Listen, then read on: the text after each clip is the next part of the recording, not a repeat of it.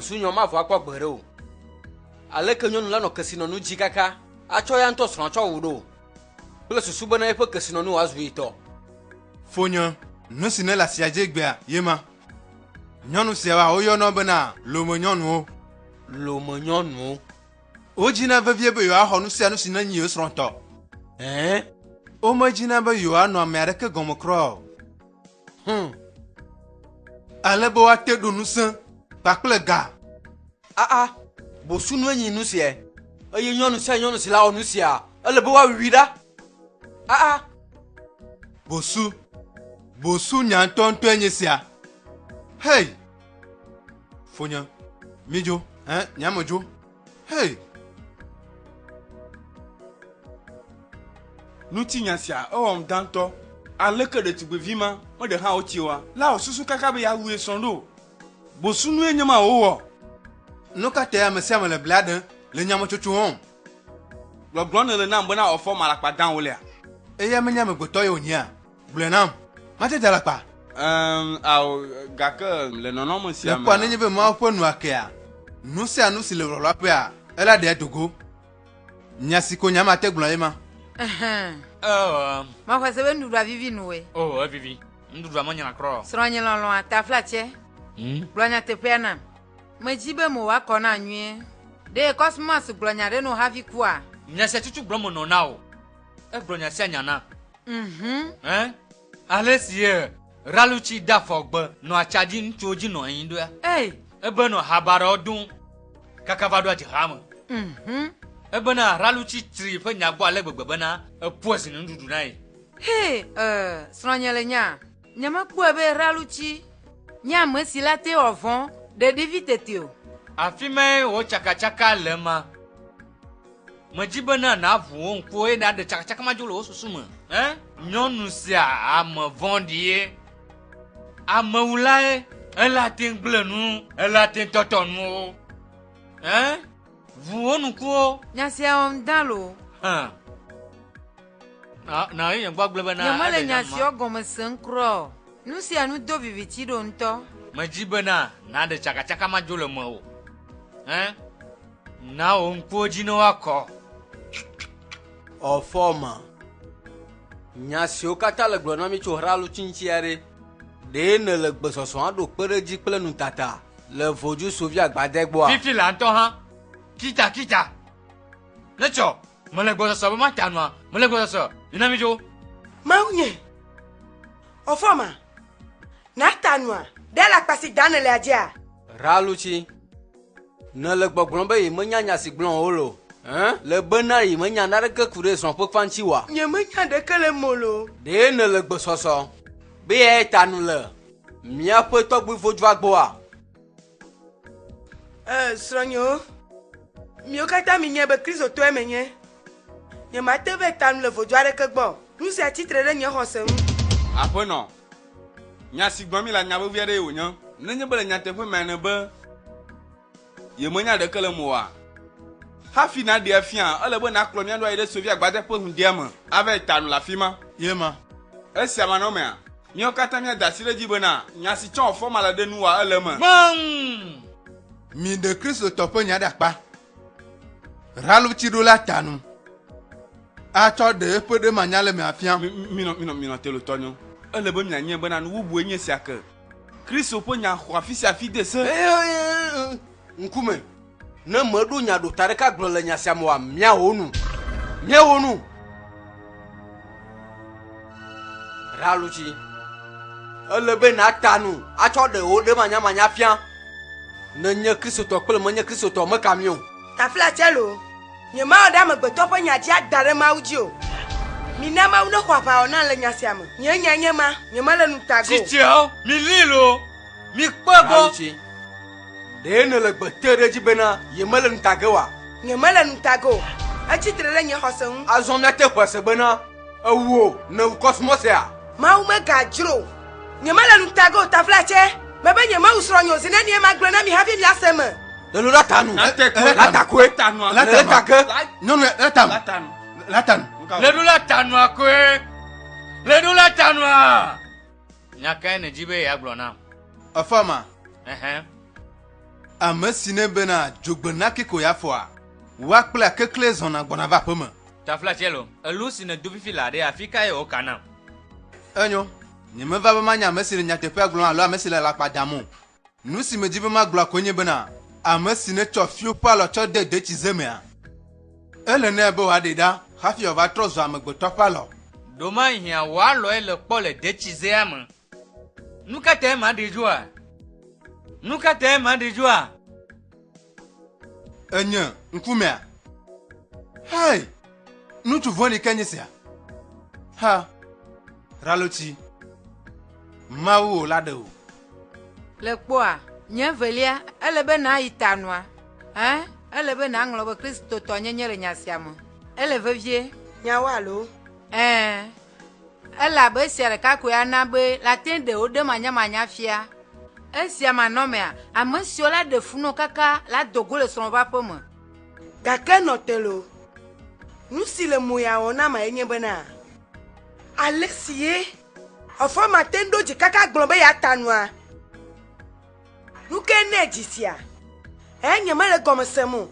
Nu ka dzi wole kaka ɖo nenema? Nye hã nye menyɔ lo, nye menya krɔ. Hei, ŋkua dzi, nye velia, tovo na si menye Kristo toa. Ne nye ma ble oa, nye ame vɔna na vodzu ƒe nya sia. Ne kpɔa, woɖo na vɔvɔ na ŋutɔ nye ma ble o. Taflatia megagblɔ nya sia ke o lo. Megana ame aɖeke woase nya sia kple o. Nɔwa la de ɖokuiwo le nya me. Ke ne le ŋusẽ dom be ma yi ta no. Ne kpɔe be sia ɖeka koe dze be ma wa. Negbe ne wòtɔ le nye be yi ba si me kɔ. Eye magblɔ nɔ bena wòne ƒu du kaba na si dzo. Aleke na te bu susu sia ɖo? Aleke susu sia tɔgbe la te va tame nɔ ɖo? Enye Mawu srɔ̃nya. Aleke mawɔ kaka susu ŋutɔ gɔ hã? Ne susu ba le si me le ale dzidzɔ na ma. Ne wose be nu si le dzɔdzɔ ne dzinye ale dzidzɔ ne ma. Dzidzɔ wònye na be srɔ̃nye wòakpɔ le gbɔnyea. Evɔ yina ve tanua. Yina ve tanua ale be ame sia ame woaxɔ dziwose. Ne sia. Hey, Cosmos ne gblem dabla nyi mea. Mina magblɔ na mi. Ame aɖe meɖo na vi gbɔwɔ dzo na hehe ɖom o. Nyateƒea ɖe koe wòvena. Edzi be atsɔ eƒe kristotɔ nyenya atsɔ flu mi ɖe nu kple susu bena yi magata nɔ. Amewo lae wònye. Mi kpɔa, nyɔnu aɖewoa, woaƒe dɔme nyra ku ŋutɔ. Gake ne dzagbagbãtɔ wɔ fɔma. Nenye be mele tewoƒea, zi ale sie nɔvi nye ŋutɔ gblɔe nam. Hafi kua, nye ma ɖe mɔ bena wòaka eƒe afɔ le afi aɖeke le nye aƒe mo. Nye ma lɔ̃ be wòava me ɖi ƒe ŋutɔ hã. Nye ne dze afi ɖe ne wòatu ne yi ɖe. Yɔ. Migana míagblɔ nya sia xa ɖo. Minya nu sia. Ele be míawɔ nu le ɖuɖum. Zi aɖe sie nɔvinye gblɔ nam bena eɖo kesinɔnɔ ƒe womawoa be womawo le gbɔa. Ele be madza ye nɛ. Va se ɖe si me maxɔ kesinɔnɔ ƒe woma ɖe sia ɖe si ne le gbɔa. Eye megbea mawɔ aƒakpli. Zi ale si ye ya ŋutɔ gbe be yi mata nua. Míatso nu kpli le míaƒe dekɔnua nu. Emegbe nenye be míexɔ kesinɔnu ɖe sia ɖe si nye mía nɔvia tɔ le si. Gake anɔzie. Nye ŋutɔ mi nye bena edzi ŋutsuvi kpakple vi nyɔnuvi na mía nɔvia. Nu ka ye ɖevi siawo va zu? Ne kpɔ ŋutsuvi ma, kpakple nyɔnuvia tɔ hã. Nɔvinye gblɔ na bena yemedo wa dometɔ aɖeke ƒe fo. Bena ɖe ko ye srɔ̃ nɔna tsadzi le ŋutsuwo dzi nɔna tsia xɔ nɔna yi. No. Mi mekpɔ se nya ɖeke o. Gbɔdomeviwo mawo. Ɖevi siwo dze gbɔdomeviwo nye. Ralotsi. Ralotsi. Ralotsi. Mele ƒe mo yo hã. Ralotsi. Ralotsi. Ndina mi srɔ̃nyewo. Nu ka te mi va gbɔnye mi mekram ŋutɔ hã. Mía nɔvi ƒe aƒe me nye afi sia. Eye tɔtete le mía si be míava gbe sia gbe. Ga ɖe kpekpe game si dro mía. Ke be le nya sia hem kple mi o. Ne kpoa mi va be miava xɔ mia nɔvi ƒe kesinɔnu siwo ne le wo kplɔkplɔtea. Kesinɔnu kawo gblɔm mi le? Eƒe anyigba kple aƒewo ƒe womɔ gblɔm mi le. Efɔ ma ŋutɔ ne dzesiwo nyuie. Yeƒe aƒe gã si me wole le lumea gbãtɔa ma. Yeƒe essence saƒe si woɖo le Sokoria. Eƒe supermarché si ne le afanya. Kpakple eƒe anyigba lowu ve si ne le nɔtsea. Evɔ ema. Nɔvinye ƒe ƒu gã me ve siwo kuna katã ƒe woma le gbɔ. Eye megbea míagawɔ numekuku bubuwo. Ale be míate nya nu bubu siwo gale eƒe kplɔkplɔtea. Ralutsi, wo ŋutɔ ne se atagãwo aƒe nya. Azɔ afi ka wo ma wa ɖe. Eye nu ka tae matsɔ wo ma siwo ana mi? Elabe mía nɔvi yingbãtɔwoe menye tɔwoe o. Míeva be míaxɔ mía nɔvi yingbea ƒe kesinɔnuwo le asiwo. Taflatse. Minɔ tolo mi le nane ŋlɔm bea. Mia nɔvia ƒe srɔ̃e menye. Eye medzi nyɔnuvi gbakple vi ŋutsuvi nɛ. Ŋutsuvi gbakple nyɔnuvi. Esrɔ̃ ka? Vi ŋutsuvi ka? Vi nyɔnuvi ka ye? Vi siwo ne dzi to ahasi wɔ bibi vomea ye gblɔ ne lea? Alo ale si ne poesi ne nɔvinya wòfa ye gblɔ ne le? Ɔfɔma ŋutɔ ne nya be eƒe nuwɔna nye siawo. Wo ŋutɔ wɔ ɖoɖo siawo. Ne xɔ se be nyemenya oa. Ne le ŋuti nya siwo katã kpam ale be naxɔ srɔ̃nye ƒe kesinɔnuwo. Gake ne magblɔ nya ɖeka na o. Alakpa da ne le wo dzidziwo ma va mo.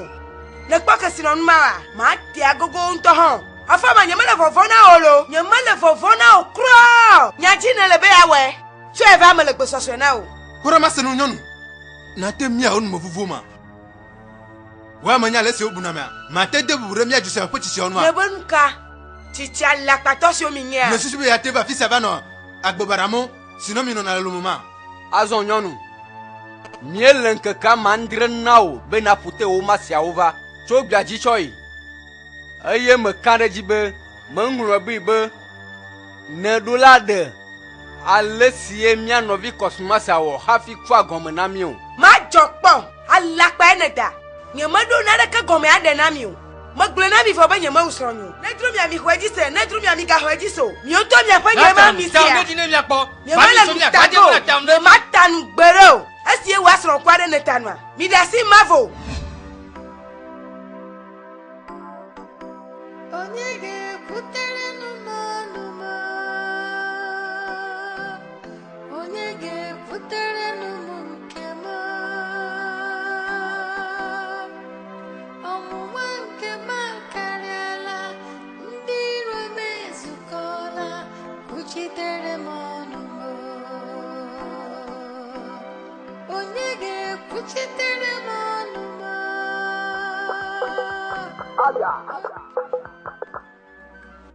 Alo, aƒenɔ.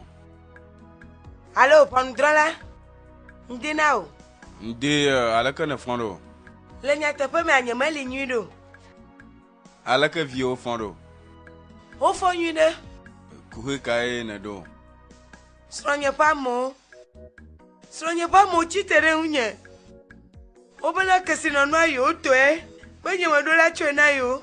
Nyematsɔ wo mɔ na yiwo. Nuka? Nya siwo va ɖe tɔe nye ma.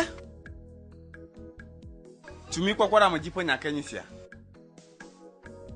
Afi ka ye nu sia dzɔ le kpɔ? Nu ka te wole dzidzim be yewoatsakɔ ɖe nu? Nyemenyo lo. Nyemenyo. Meɖewo le dzidzim be yewoatsaka ŋɖe ŋu o lo. Wotsaka ŋutɔ keke vɔ. Wobe nenye be nyemenya nya ɖeke le mo vavã.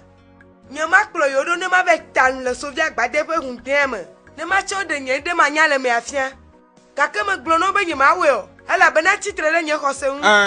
Meɖu la ta nu sia o. Makplɔ ɖo ayi hũdea ɖeke me ava yi ta nu o. Le míaƒe du sia mea, mɔɖeɖe li be ame sia ame nesubɔ nu si dzroa. Nenye be wòle nɔ tekpekpea, ame aɖeke mate wɔ naɖeke na wo. Womate ŋzi le dziwò be na yo. Alo? Anyo. Kesinɔnuwoe aɖe. Wo kpakple viwo tɔ ye wonye. Alo ne le dzidzim be atsɔe na woa? Mawu megadzro. Tsufia koa. Gbere o. Ao. Nenya nu sia. Maxlɔ̃ nu bena naƒo te nuwo eye nadzo le kɔƒe sia me. Tsɔ dzi le loa me. gake nya ho fan keke mo kpofo hado ta fleche na ma no afisi ne ma wa wa wonu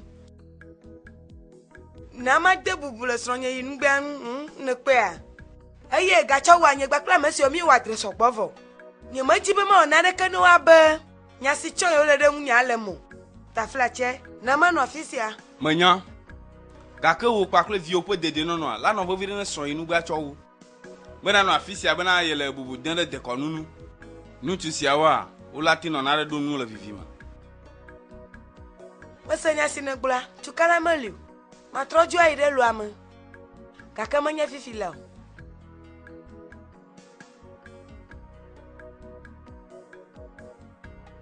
Hey, note la fima. Note. Dina wa maga. Ha. Amakele nya. Makane nya. Ngo yin lawyer Joe. Joe lo mo po bon dopo gan. Et nous quand on est là afisia. Donc e ko ba afisia. Anyo nyenye srai nu gba po lawyer. Me ba bana ma ko ale sie wo le yin do ya. Ale ke o lenka, o le yin do e. Do le a. Me bana do le cancel a. Tu me a. Allo do kuliboa. Ale ke o le yin do e. Hey. Raluchi, nous pe gande le nyene mia po jukosia. Le blanc kona fumasia von ko bleu de onu na siata nuka e magao hey Raluchi makpo ko sira de ka asime stronku iwa igbodemu ejimonya de dono le duku vovo le duku omo doji kaka pe ajanvio bando wa va fudi le stron inu gbe pa bati Lukenyi se donne le nyonu sia. Aleke na te plon tu bubu, ava fwe am ava no sron ku papa ba jiji mrondo. Ne le susu de nyu nyonu. Ofoma. Nya papo me ape lawyer e onye. E fa be afa kpomida ye, ya nto glena o. Ya ba kpomida, amaka wanyi mia. De ma jesia. De o jesima. De o jesimia bo chichia wa apolika wa. Amaga. Kwa olu hu gbanyu. Nro na bo lawyer mo nya mati jinya na o. De na nya. Kwa mo shadalo. Wa le va mo de ba fama. Mo bi apotota. Le va lingwe, ba le juju lingwe. Pauda. Le jibe ya va fudi. No vinya inugba, po sron de balo. Oglo le be nye lawyer. Ye nyi wo popo mo po lawyer. Le dun la ponu kwe na rek man late o. De le nye be mati yo du se mo po de kakwe bo wa de wa ma. Wa du vlo. Nu vire me klijan na o. Oglo to bia chupa gomo de ma chon kuji le mu kona. O ele wo se be nye ni mate do ajo ya. Ula po mo na da gbugbo nye ntemo jibe ma du mfuna do kunyo de. Hey! Ya po mo na be klo do kunu le fudi du konto. Maga pegbo. Ina ji chide na le. Maga pegbo vajo ito. Lawyer hasi to e wa le nye. Maga do to pa nyama o. Ne maga ko la pese amekere Ama mala so ajo. Ndo ha ma de chikpu wi ma na tamono. Ko amumu ma ne bawa. Amumu ma ne bawa kula mo buo fa hosia.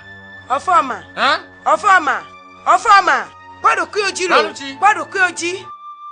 De ne nye bena. Adoji kaka klon tu bubu. Chova son papa mea. Nya tepe glon ele. Ofoma, ntove lewa sila gbama. Hey, nto ha amabubu oga po. Hey, Raluchi. Mpe garanto na nyana mi le kope siamo. Kwa mate doji a hopen ke ko avaya. Hafi wa to chari de nsoji a. Ano chadi nsoji ne gloa. Ano chadi nsoji a. Ya akpantu bubu. Chova son papa mo. Hey.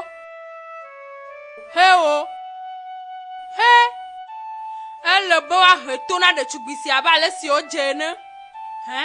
Lokenye si adon ole. Hey, eya de kai nyonu si esru akujo le gbo a. Ko e ole do du yon ne ma. Dia silenu. Ale jijin be na mi anyonu kata mi demonu dari na ye. Mi mam ga dena nu ipo nyamu. Hey, nu si ji ole ale page. Oh. Nye felia na ma biolo. Pakpala si ejila one a enye ma. Enye bionele a. Nye manyale si jilo kple do de. Nu si te emie yo va bobo si ado a. Ye enye bena etu le mia van. Kude nya sogbo si o. Semi le tso nu o. Abe nyɔnuwo ƒe kplɔlawo le kɔƒe sia mea. Mi mate ƒo miaƒe asiwo ɖe atame anɔ kpɔm le agble nyɔnuwo ƒe ŋkɔ. Ado vlo mi o. Esia ta míeyɔ va be míagblɔ nya si le mía sia na o. Akpe na mi kaka, akpe na mi. Gake mi mekpe be anyo be miase nya si le nu mia hafi awɔ nyametsotsoa.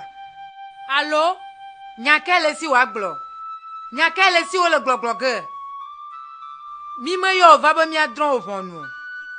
Mi yɔ va be míagblɔ míaƒe nyametsotsoa na o. Ku ɖe wo nya nu. Le gblɔ bena yemewui esrɔ̃ o.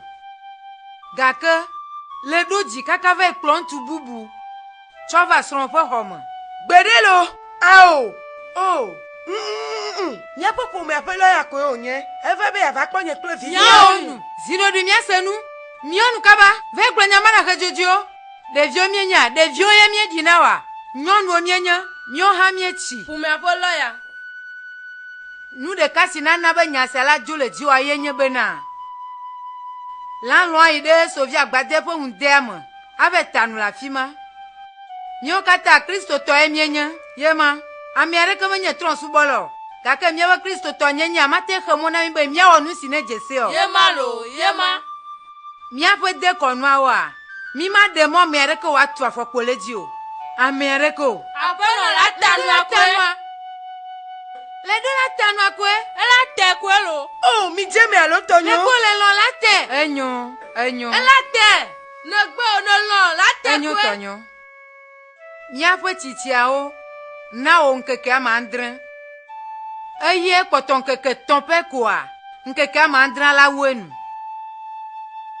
Míedi be míatrɔ ɖo kpe ɖe tsitsiwo ƒe nya sia dzi. Míele ŋkeke ame 3 na o. Ŋkeke ame 3 pɛ. Eye nenye be meta nu le ŋkeke ame 3 sia megbe oa, nu sie míatu kple oa, matia nu agbagble na amewo be eve yi ŋutɔ be yi ɖe srɔ̃ le kɔƒe sia me. Bam. Nyemenya ɖeke oa. Nu sia menyo lo, tɔnyo, nu sia menyo. Kpɔɖa miawo le afi ma le wusrɔ̃, gbɔgbɔ le gbe ɖukɔ ŋutɔ.